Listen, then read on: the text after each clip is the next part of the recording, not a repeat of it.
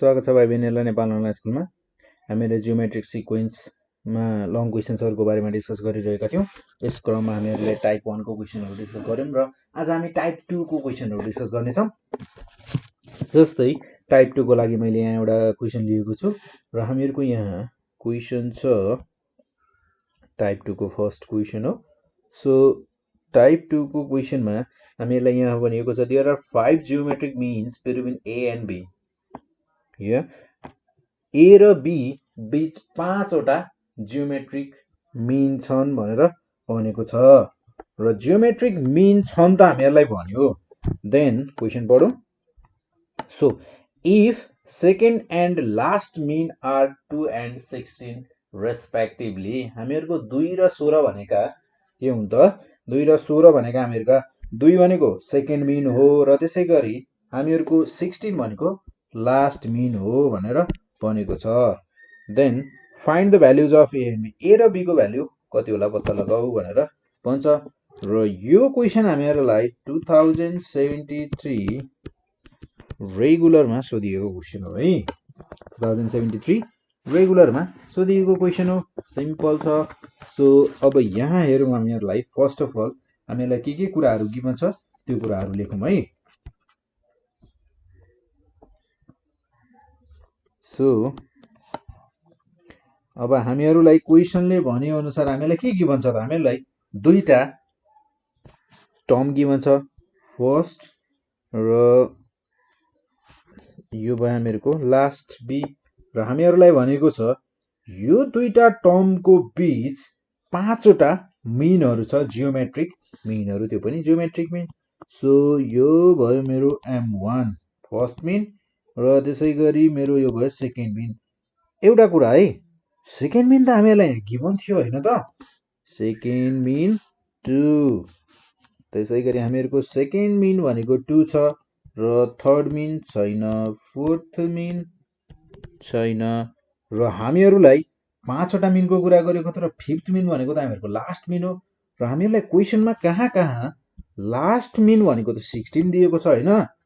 So M5 is equals to 16। ठीक छ, हामीहरुको question भयो यो हो हामीहरुको क्वेशन। अब यसमा हामीहरुलाई भनिएको छ A र B को भ्यालु कति छ पत्ता लगाऊ भनेर भनेको छ। सो फर्स्ट अफ अल यहाँ लेख्छु म we have second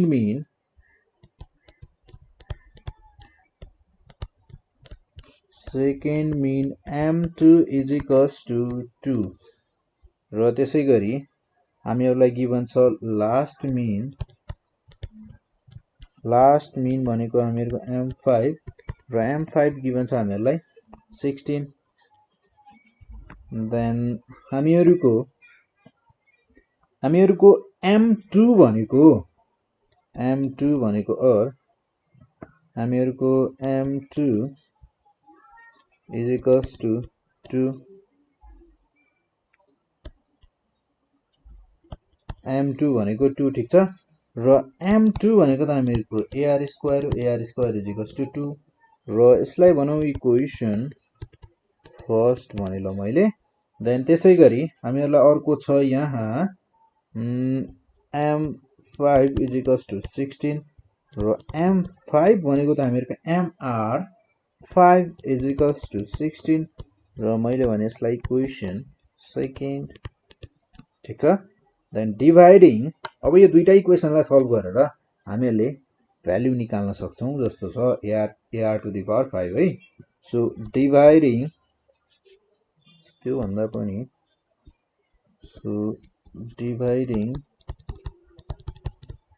dividing equation second by first, then सेकेन्डलाई फर्स्टले डिभाइड गर्यौं भने हामीहरुले पाउँछौं AR to the power 5 upon AR square is equals to 16 divided by 2। So यो हुने भयो हामीहरुको यहाँ AA cancel out, then R to the power 5 minus 2 is equals to 8। 16 divided by 2 भनेको 8। then R cube is equals to 8 or r is equals to cube root 8 then cube root 8 भनेको यो भनेको हामीहरुको 2 to the power 3 so यहाँबाट त मेरो therefore r is equals to 2 ठीक छ र r is equals to 2 छ भने हामीहरुले a को भ्यालु पनि पत्ता लगाउन सक्छौं from equation first भने ल मैले र equation first छ हामीहरुको ar square is equals to 2 so a को भ्यालु छ मेरो 2 r square is equals to 2 then r square is equals to 1 so or r is equals to root 1 therefore r is equals to 1 sorry यहाँ उल्टो भएछ ar square is equals to 2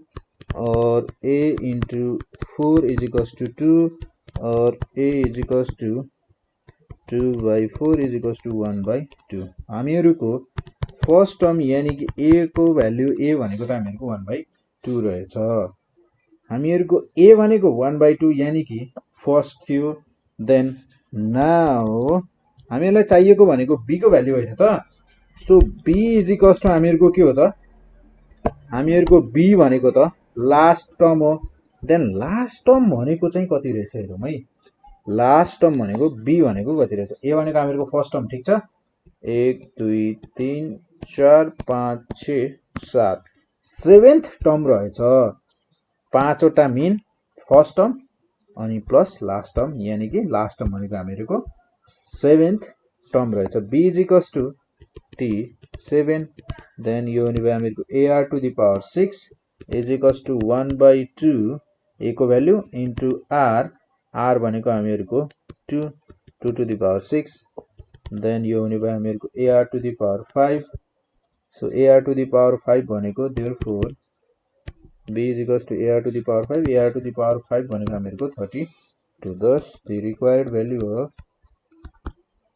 of the required values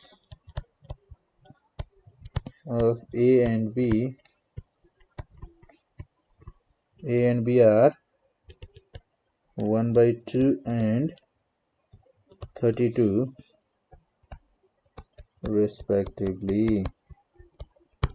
हामीहरुको a र b को value भनेका 1 by 2 र 32 रहेछन् र त्यसैगरी एउटा अर्को क्वेशनहरु हामीहरुको धेरै पहिले सोधिएको रहेछ 2058 सप्लिमेन्टमा सोधिएको क्वेशन छ जस्तै हामीहरुलाई यहाँ के भनेको छ भने इन्सर्ट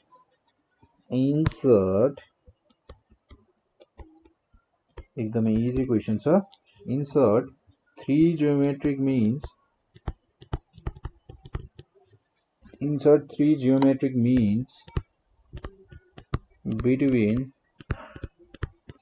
between 1 by 9 and 9 भनेर भनेको छ so here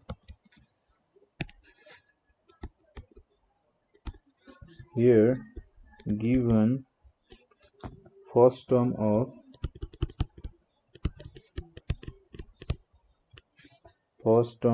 a geometric sequence a 1 by 9 र त्यसैगरी last term of the geometric sequence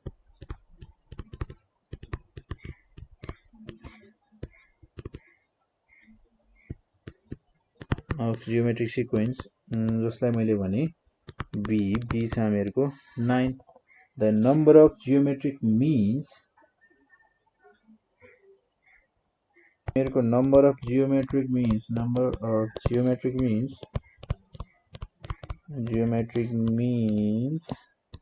n is equals to हामीहरुको 3 छ so if r be the common ratio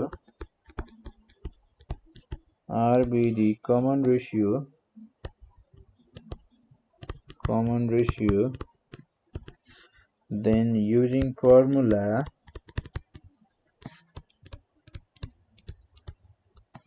using formula हामीहरुको r is equals to b by a whole to the power 1 by n plus 1 so जसमा हामीहरुको b को value छ 9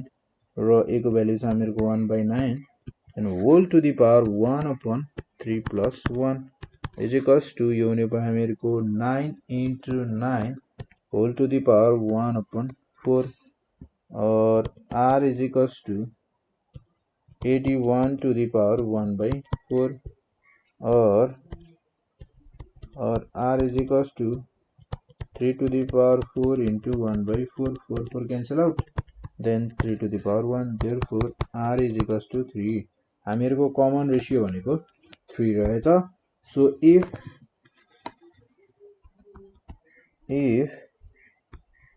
g1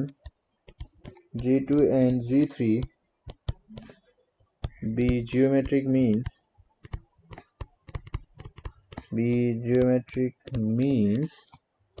then हामीहरुको g1 भनेको हुने भयो ar 1/9 into 3 ठीक छ then 1/3 हुने भयो त्यसैगरी g2 ar square second mean so 1/2 into 3 को square is equals to यो हुने भयो हामीहरुको 1/9 into 9 is equals to 9 cancel out 1 so 1 हुने भयो then g3 geometric mean 3 ar cube यो हुने भयो हामीहरुको 1/9 into 3 to the power 3 then 1/9 into 27 is equals to 9 3 का 27 1/3 1 र 3 so thus the required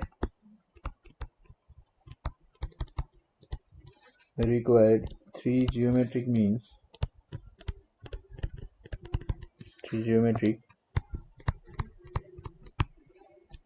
are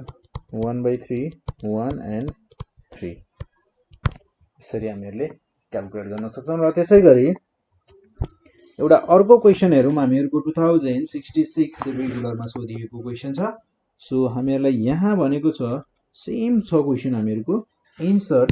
4 geometric means between 2/3 and 162 insert 4